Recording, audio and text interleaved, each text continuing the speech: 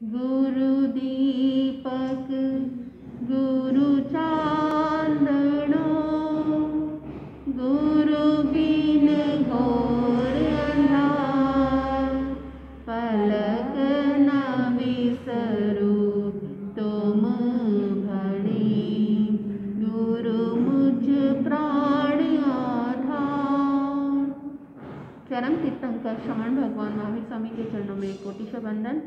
एक भव अवतारी चर्चा चक्रवर्ती भीष्म प्रतिज्ञाधारी अखंड बाल ब्रह्मचारी आचार्य सम्राट पूज्य श्री जयमती माता साहब के चरणों में कोटि वंदन। उन्हीं के 11वें प्रतिदर संग सुमेरु सरल मना प्रशांत चेता आचार्य सम्राट श्री शिवचंद्र जी महाराज साहब। व्याख्यान वाचस्पति वचन सिद्ध साधक उग्र विहारी आशु कवि 12वें पट्टेदार आचार्य प्रवर श्री पार्श्वचंद्र जी महाराज साहब। एसएस जैन समनी मार्ग के प्रारंभ करता, प्रवचन प्रभावक, अनुपेहा ध्यान प्रणेता, मेरे जीवन उद्धारक पूज्य गुरुदेव डॉक्टर श्री पदम चंद्र जी महाराज साहब को वंदन करते हुए सभी गुरु भगवंतों को वंदन करती हूँ। शम्मी जी को विधिवत वंदना। गुरुदेव की आज्ञा से आत्मबंधु अनंत ज्ञानी अनंत दर्शी तीर्थंकर प्रभु महावीर स्वामी ने अपने अंतिम सूत्र उत्तराधन सूत्र में फरमाया है, तीसरे अध्ययन की पहली गाथा में, चत्तारि परमंगाणी दुर्लहानि ह जंतुनो मानो सत्यम सुई श्रद्धा संजममीय वीर्यम। बंधुओं, 4 अंग दुर्लभ बताए गए हैं। सबसे पहला है मनुष्य जन्म, चिन्वाणी श्रवण, उसके ऊपर श्रद्धा रखना और संयम में पराक्रम फोड़ना। बंधुओं, दुर्लभ क्यों बताया? 2 शब्द आते हैं, एक है दुर्लभ और एक सुलभ। सुलभ यानी जो वस्तु हर जगह पे सहज में मिल जाती है, उसके लिए अलग से पुरुषार्थ करने की आवश्यकता नहीं रहती है। लेकिन दुर्लभ वस्तु वो होती है जहाँ पे पुरुषार्थ करना पड़ता है, मेहनत करनी पड़ती है। बंधुओं, किसी को अगर किसी वस्तु की ज़रूरत होती है तो उस गांव में अगर नहीं मिलता है तो वहाँ एक स्टेट में जाना पड़ेगा, और उस स्टेट में भी नहीं मिलता है तो फिर कहीं बाहर जाना पड़ेगा, तो उस वस्तु की प्राप्ति हो सकती है। ठीक उसी प्रकार जीवन को चलाने के लिए सबसे बेसिक नेसेसिटी है खाना, कपड़ा और रहने के लिए छत। ये हर कोई को प्राप्त हो जाता है, लेकिन कुछ कुछ वस्तु ऐसे होती है जो प्राप्त नहीं होता, उसके लिए मुश्किल से ढूंढना पड़ता है। इसलिए क्या बताया है? दुर्लभ बताया गया है। बंधुओं, ये मनुष्य जन्म को भी दुर्लभ क्यों बताया है? अगर आप ऐसे देखोगे, पूरे पॉपुलेशन के अंदर मनुष्य खूब बड़े खड़े हैं, चाहे इंडिया में हो चाहे विदेश में हो, फिर भी मनुष्य जन्म को बहुत दुर्लभ बताया है। बंधुओं, देवता के जो जीव होते हैं वो भी मनुष्य जन्म को पाने के लिए तरसते हैं। नारकी के जीव भी मनुष्य जन्म को पाने के लिए तरसते हैं। तिर्यंशील गति के जीव भी मनुष्य जन्म को पाने के लिए तरसते हैं। बंधुओं, देवता जैसे मनुष्य के अंदर 3 मनोरथ होते हैं, ठीक उसी प्रकार देवता के अंदर भी 3 मनोरथ होती है। सबसे पहला है मनुष्य जन्म को प्राप्त करना। मनुष्य के 303 भेद बताए हैं। उसके अंदर 15 कर्म भूमि मनुष्य है जो कर्म भी करते हैं, जहाँ कर्म होता है वहाँ धर्म भी होता है, तो वो कर्म भी करते हैं तो धर्म भी करते हैं। और 30 अकर्म भूमि मनुष्य है, जहाँ पे कर्म नहीं होता है तो वहाँ पे धर्म भी नहीं होता है। बंधुओं, वहाँ पे कल्प वृक्ष होते हैं, उनको अगर किसी चीज़ की ज़रूरत होती है तो वह कल्प वृक्ष के पेड़ के नीचे खड़े हो जाते हैं और अपनी मनोकामना जो भी इच्छा होती है वहाँ पे मिल जाता है। चाहे वहाँ कपड़े हो, चाहे फल हो, चाहे ऑर्नामेंट्स हो, चाहे घर हो, चाहे बंगला हो, तो वह कल्प वृक्ष के द्वारा अपनी सारी इच्छाओं को, अपने सारे मनोकामनाओं को पूरा कर लेते हैं।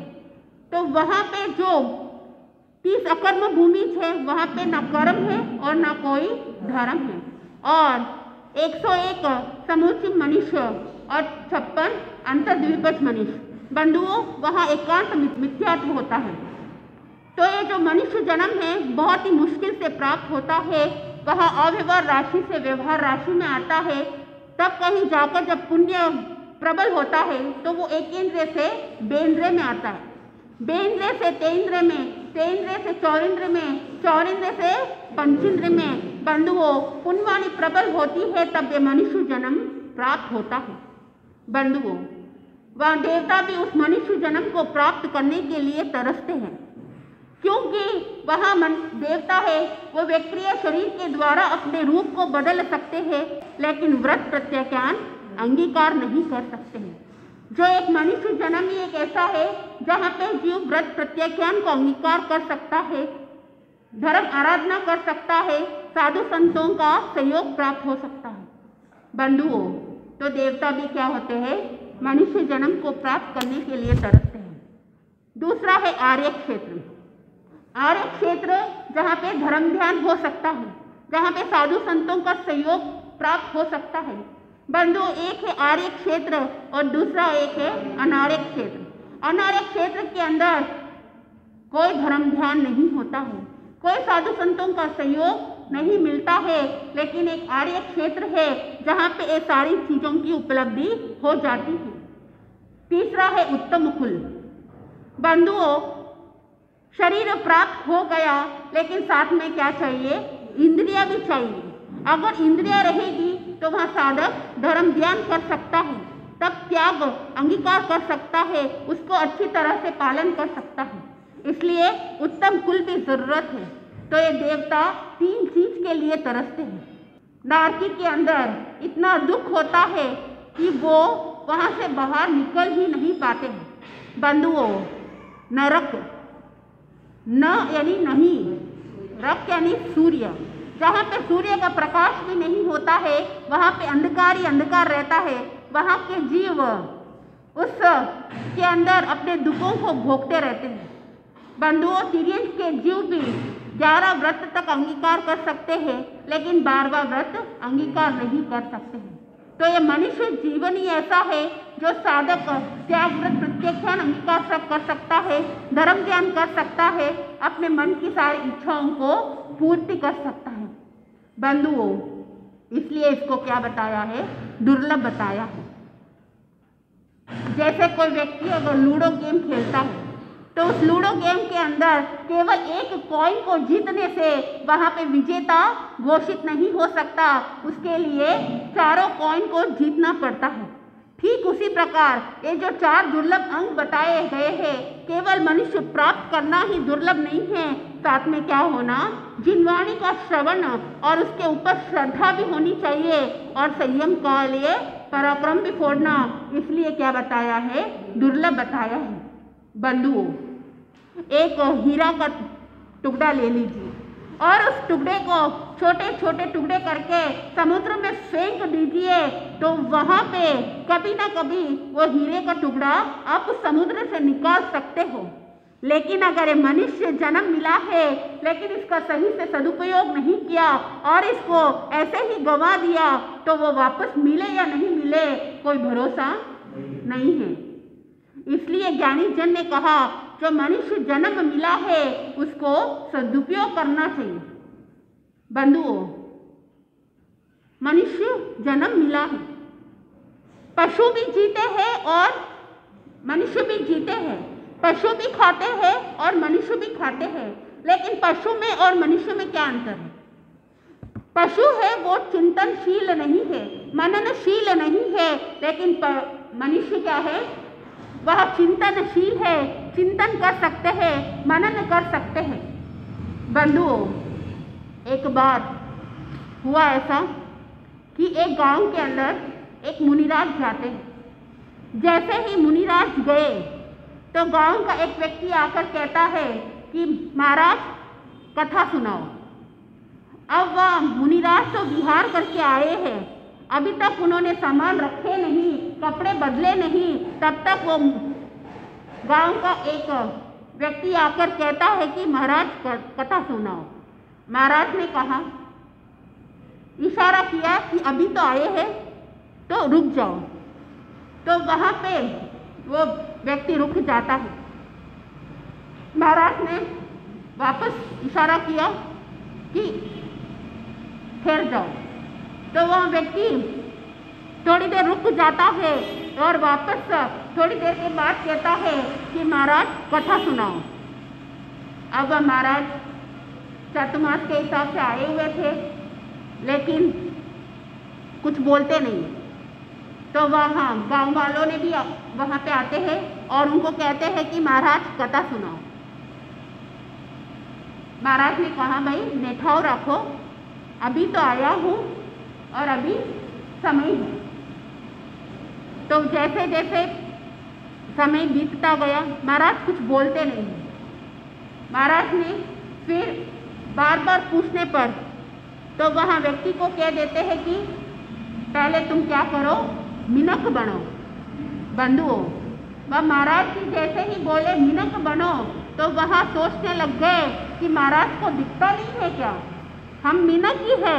शायद उनको चश्मा आ गया होगा, आंखों की रोशनी कम हो गई होगी, इनको पता नहीं चल रहा कि हम क्या है, हम मिनक है। लेकिन वहाँ फिर भी क्या बोल रहे हैं, मिनक बनो। बंधुओं, महाराज कुछ बोले नहीं, कोई भी आते हैं सिर्फ एक ही बोलते हैं कि मिनक बनो। तो वह व्यक्ति ने कहा कि महाराज आप चिंता मत करो, आपने जो भी आवे आप बोल दो, या घुर्री बात है मैं कहीं करा संभाल लेवा, आपने ओलों को नहीं देवा। तो वहाँ पे महाराज 2 महीने बीत गए, फिर भी एक ही शब्द बोले कि मिनक बनो। 2 महीने के बाद परीक्षण भी आ गया। तो गांव वालों ने कहा कि महाराज भले आप किताब पढ़ने 2 शब्द सुनाई दो।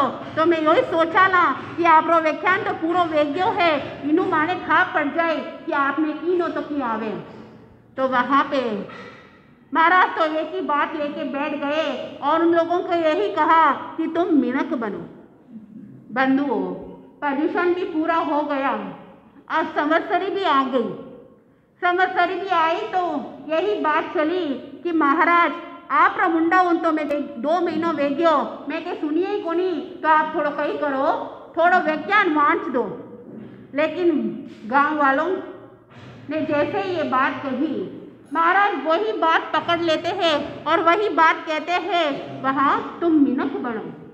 बंधुओं, महाराज तो एक ही शब्द बोल रहे हैं, लेकिन महाराज को गुस्सा आए या नहीं आए, गांव वालों को गुस्सा आ जाता है, उस व्यक्ति को गुस्सा आता है और वो कह देते हैं कि महाराज आपने आया जदू देखा तो आप एक ही बात बोलो, मिनक बनो मिनक बनो, आपने कहीं में डांडा दिखा।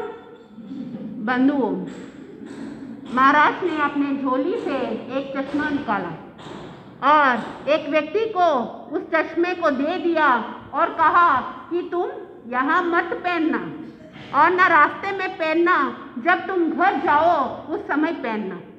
बंधुओं, वह व्यक्ति उस चश्मे को लेके जाता है और जैसे ही घर पहुंचा उस चश्मे को पहनता है।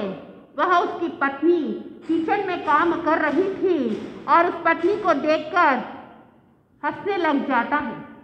तब पत्नी ने पूछा, क्या बात है, आज इतनी बड़ी हंसी आ रही है और तुम्हें क्या दिख रहा है जो तुम हंस रहे हो। वहाँ पत्नी को कहा कि मैं बोलूँगा लेकिन तुम गुस्सा मत होना। तब पत्नी ने कहा कि बोल तो दो। तब वहाँ पे व्यक्ति कहता है कि तुम एक कुतिया दिख रही हो। बंधुओं, अब वह पत्नी तो आश्चर्य हो जाती है कि आज क्या हो गया, पति का रूप इसका बदला बदला दिख रहा है। तब उस पत्नी ने कहा कि वो चश्मे क्या करो, मुझे दो, मैं पहन के देखती हूँ। जैसे ही उसने पहना और अपने पति को देखा, वो भी जोर जोर से हंसने लग जाती है। तब पति ने पूछा, क्या बात है, आज तुम इतना हंस क्यों रही हो। उस समय पत्नी ने कहा, मैं भी आपको कुछ बोलूँगी लेकिन आप गुस्सा मत होना। तब वहाँ पे पत्नी कहती है कि तुम गधा दिख रहे हो। बंधुओं, अब पति पत्नी एक दूसरे चश्मे बदलते हैं और आपस में देखते हैं तो पत्नी कुत्ती दिखती है और वहाँ पे गधा दिख रहा है। बात तो समझ में नहीं आई और दोनों वापस मुनिराज के पास जाते हैं।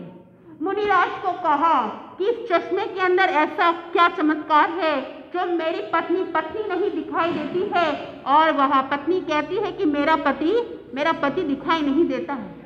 जब चश्मा पहनते हैं उस समय कुछ और रूप दिखता है और जब चश्मा उतारते हैं उस समय कुछ और रूप दिखता है। तो ये बात क्या है? तब मुनिराज ने कहा कि तुम्हारी पत्नी कुतिया दिखती है। बंधुओं, कुतिया का प्रवृत्ति होती है, वह स्वभाव होता है कि एक घर से दूसरे घर जाना, वहाँ पे चुप नहीं बैठती है। तो तुम्हारी जो पत्नी की जो प्रवृत्ति है वहाँ पे लड़ाई की प्रवृत्ति रहती है, तो वहाँ पे चुप नहीं रहती है। कोई कुछ मिल जाता है तो उससे भी लड़ाई करने चालू कर देती है। बंधुओं, वहाँ पे पति गधा दिखता है। गधा वहाँ पे केवल भार ढोने का काम करता है। तो तुम सुबह से शाम तक भार ढोलते रहते हो, कमाते रहते हो, तुम अपने पत्नी को टाइम नहीं दे पाते, तुम अपने बच्चों को टाइम नहीं दे पाते हो। ना खाने का टाइम है आपके पास, ना पीने का टाइम है। सुबह भोजन करते हो तो सीधा वापस शाम को भोजन करते हो। वहाँ पे किसी चीज का टाइमिंग नहीं है और जो टाइम खुद के लिए बिताना चाहिए उसके लिए भी टाइम नहीं मिलता है। परिवार के लिए जो टाइम बिताना चाहिए उसके लिए भी टाइम नहीं मिलता है। तो तुम्हारी जिंदगी एक गधे की तरह है जो तुम भार को उठा के चल रहे हो, लेकिन मैनेजमेंट कैसे करना परिवार के अंदर वो रहस्य नहीं जानते। तो उस अपेक्षा से महाराज ने कहा कि तुम पहले क्या बनो? मिनक बनो। बंधुओं, मिनक जमारो पायो मिनखा, मिनक पण कद आवेला, पिंजरा माइलो पंछी बोलियो, मोती कदे चुकावेला। सपने में रंगीन सिनेमा देख ली, आ तोड़ा जा तोड़ा थारी दुनियादारी देख ली, दुनियादारी देख ली। बंधुओं, केवल मनुष्य बनने से वहाँ दुर्लभ नहीं है, मनुष्य के साथ में मनुष्यत्व होना चाहिए, मनुष्य के गुण होना चाहिए। बंधुओं, केवल इंसान बनने से कुछ नहीं होता है, इंसान के साथ में इंसानियत होनी चाहिए। मानव बनने से कुछ नहीं होता है, मानव के साथ में मानवता होनी चाहिए। केवल मनुष्य बनने से कुछ नहीं होता है, मनुष्य के साथ में मनुष्यत्व होना चाहिए। बंधुओं, जीता तो पशु भी है, जीते तो आप भी हो, लेकिन वहाँ समझदारी, वहाँ चिंतन करने की क्षमता, वहाँ मनन करने की क्षमता किसमें होती है? मनुष्य में होती है। बंधुओं, जिंदगी जीना है तो नैतिकता के साथ जीना, किसी को तकलीफ नहीं देना है। वहाँ पे सोच किसमें होती है? हर एक मनुष्य में होती है। जैसे मेरी सोच है, जैसे मेरे विचार है, जैसी मेरी धारणा है, जैसे मेरी आत्मा है, वैसे ही दूसरों को भी वैसे की वैसे मिला है। बंधुओं, अगर कोई हमको कष्ट देता है तो हमें तकलीफ होती है, तो वो चिंतन रखना कि मुझे ये मनुष्य जन्म मिला है तो दूसरों को तकलीफ देने के लिए नहीं मिला है, दूसरों को कष्ट देने के लिए नहीं मिला है। जीवों की रक्षा करना ये मेरी समझदारी है, तो मैं क्या करूं? जीवों की रक्षा करूं। बंधुओं, घर के अंदर कोई भी काम करते हैं उस समय हर कार्य के अंदर विवेक होना चाहिए।